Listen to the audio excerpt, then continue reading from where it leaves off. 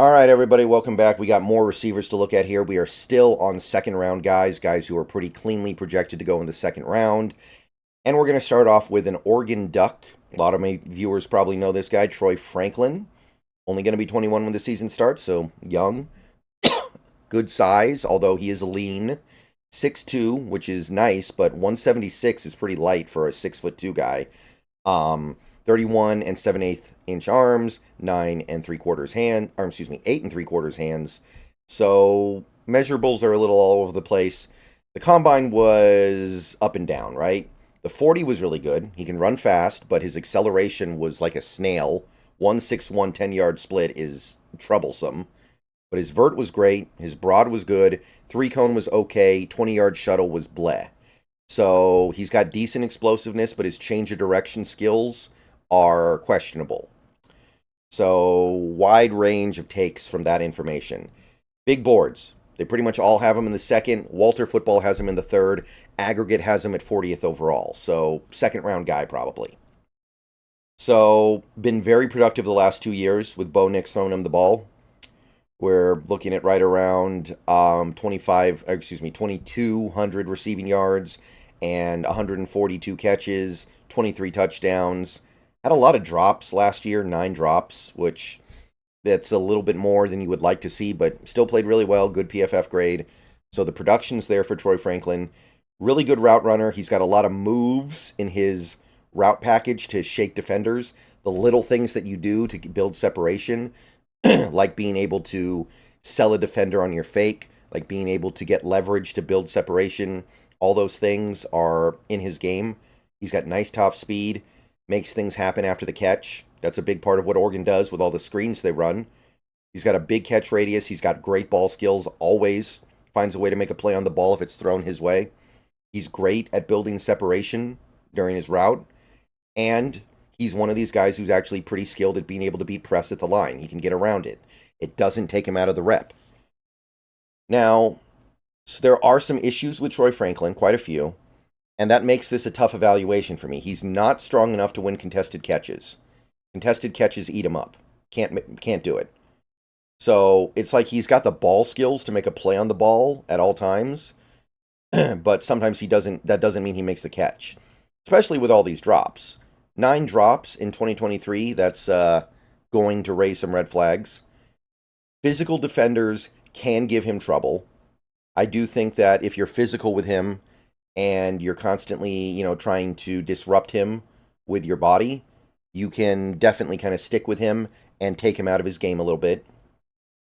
His acceleration is really slow, and sometimes it seems like he does everything right on his deep routes, and then he doesn't find the ball. Like, he's got ball skills, but his ball tracking occasionally fails him. And there were some deep passes that he could have made a play on and didn't during his time at Oregon. So this one's tough. There's some really good stuff with Troy Franklin, don't get me wrong. But he's slow to accelerate. He doesn't have physicality. I don't like his hands very much. I don't know. I came away from Troy Franklin just a little bit cold. Wasn't crazy impressed with what I saw from Troy Franklin overall. So I'd say third rounder. I'd put him in the third round. I'm a little bit lower on him than most of the big boards. Not critically so, but it's a combination of all the things that make him troublesome to me. Still clearly a top 100 guy, but I'm not falling all over myself to make Troy Franklin part of my team. Okay, so Xavier Legette is our next guy, South Carolina Gamecock, playing with Spencer Rattler down there. And this one's interesting. 23 years old, 6'1", 221 pounds, so he's big. He's built like a running back, and believe me, there's a reason why I say that. Arms, 31 7/8 inches, 9-inch hands. Good 40, ran a really good 40, 4.39. Sub 4.4, incredible. Acceleration's okay. Vert was awesome. Broad jump was really good, so he's a great athlete. Most of the big boards have him in the second. ESPN, Draft Network, and Walter Football have him in the first, so some people really like him. Draft Network has him in the top 15. Database has him in the mid-second. Only has 1 year of big production, but it was very big, and it was on a team. He has a quarterback with Rattler, but That South Carolina offense does not have an offensive line. And he was still able to print numbers. 71 catches, 1,250 yards, 7 touchdowns, only 2 drops. Really good PFF score. So Xavier Legette is one of these guys who drives a certain comparison. And as I talk about him, you'll probably get it. He's bigger and stronger than a vast majority of cornerbacks he's going to go up against. And he knows how to use that size and that strength to his advantage. He's a good blocker on running plays. He's somebody who can stay out there on running plays and block and effectively take defensive backs out of the play. He's got good hands, secures passes well. He fights through contact to make catches. You can throw him up a 50-50 ball, and he'll usually win the battle. He's got a big catch radius as well.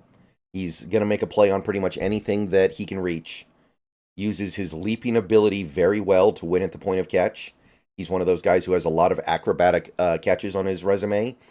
And for all the things that I just said, look at how fast he is. This guy can burn a little bit too. The concerns with Legette would be his route running. Route running can be rough. A lot of guys like this just depend on their physicality and their talent to get by in college. Not going to be so easy in the NFL. Going to have to clean up the route running when he gets to the NFL level. So if he can do that, then he'll be a much more complete player.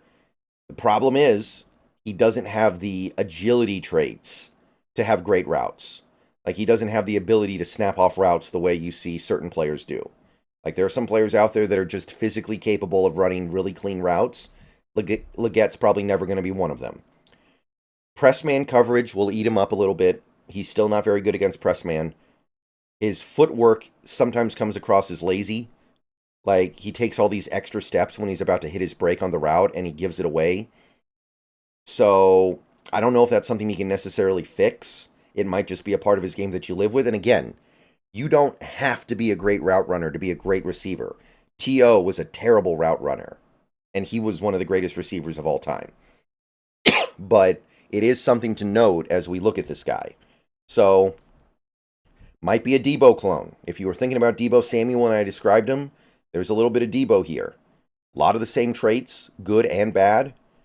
It'd be pretty easy to imagine how Debo finds his way in the modern NFL. The modern NFL is great for guys like Debo because they get open underneath, they catch passes under the coverage, under the cover 2 shell, and then they make things happen after the catch.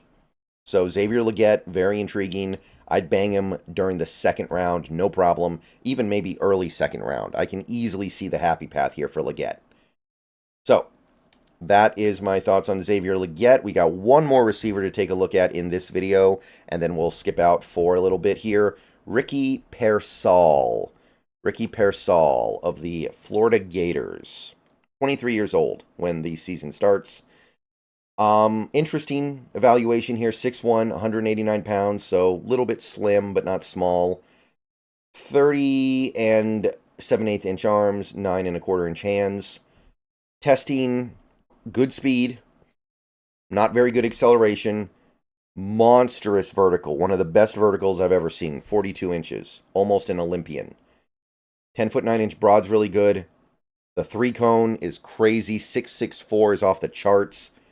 405 10-yard split is great, so this guy changes direction like a joystick. And he even cranked out 17 bench press reps, which is good. So, he's an athlete. Doesn't have everything, but he has a lot of things. He's got a lot. Big boards mostly put him in the second. CBS has him in the third. Aggregate has him in the second round. Didn't put up a 1,000-yard season last year, but came close. 65 catches, 965 yards, 4 touchdowns, only 2 drops. Good PFF grade the year before. He was pretty good in a more utility role. 33 catches. So, Ricky Pearsall shifts gears really good throughout the route to make sure he's always got that extra boost to get open.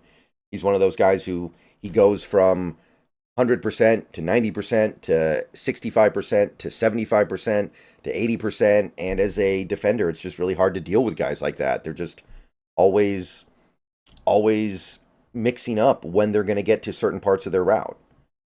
Ball skills are, I'm sorry, that should not read lackluster. I don't know where that came from. That's a typo. His ball skills are actually quite good. His ball skills are great. In fact, I'm just going to swap out the word lackluster with great here. and we'll just pretend you didn't see that. Good hands, got good hands, assorted skills to shake the defender on the route. He's somebody who knows how to gain leverage. He knows how to use little subtle moves with his hips and his feet to get the defender leaning the wrong way. Really good route runner. And they used him as a trick play guy a little bit at Florida. They were having him throw passes. So if you get him, you can probably use him like that. At the next level, he's probably mostly going to be a slot receiver. I don't think he's going to be able to line up outside very much. Press man is going to eat him up, so just put him in the slot. This is like a taller than average slot receiver, I think. He's much better against zone than man. Man coverage can get a little bit sticky on him at times, I feel like. Zone, he can pick apart. He understands how to beat zone really well, but man can pick him up a little bit. Catch radius is a little bit small. He's just got short arms. He's not that big, so his catch radius is a little bit lackluster. And he doesn't make a lot of catches through contact. Like, if he's getting in tight coverage when the ball comes, it's a little bit tougher for him to make a play on it. And while he might make a play on it, catching it is a little bit of a different story. So I'm surprised he's this fast, and that makes me wonder if there's some potential beyond what we're expecting. But I don't think he's going to be much more than a really good slot receiver, because he's such a good route runner. He'll be deadly from the slot. And he'll probably be a good return man as well. But I don't know if I see Ricky Pearsall being much more than just a good guy in the slot. So I would wait until round 3 on Ricky. He's got a little too much that I don't love for me to feel like he's a second round guy. I'm close. I'm early third, but I'm holding off until round 3 on Ricky. All right, that's it for this crop of receivers. We're going to do more as the day goes on. See you guys in a couple hours. Let me know what you think of this crop. Go Hawks. More receiver stuff coming.